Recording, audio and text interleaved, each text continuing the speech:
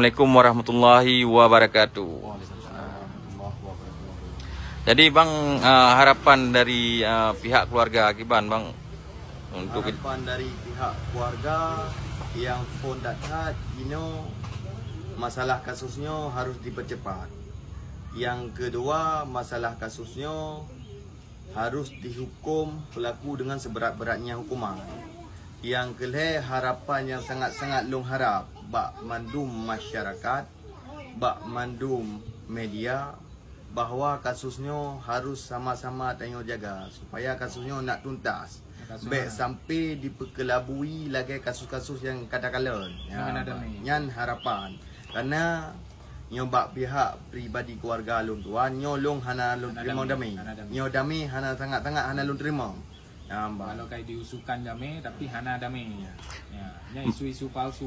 Berarti untuk korban si pelaku pukalin nuturi untuk foto ataupun sekilas informasi kamu depu, tapi yang jelas kamu kalau mekalan dan kamu insyaallah tengah berangkat ke bak tempat pelaku nyak kalan bukti. Ya banyak kalau yang sejelas-jelasnya terhuru.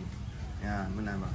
Ya bang, luar biasa. Terima kasih bang untuk wawancaranya. Berarti untuk dari pihak keluarga berarti tidak ada kata damai benar no? Enggak ada kata damai. Berarti lanjut berarti ya. Nyo berarti dah kawal sama benar no? Ya.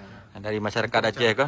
Untuk masyarakat Akiban pesan orang-orang dari keluarga Untuk pesan untuk kepada masyarakat Mandum yang kamu harapkan yang tetap nekawal. Nekawal kasusnya sampai tuntas. Berarti naik izin dari keluarga.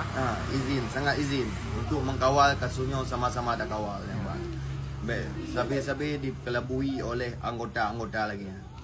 Baik mulang le. Ya bang, terima kasih bang wawancaranya. Luar biasa. Assalamualaikum warahmatullahi wabarakatuh.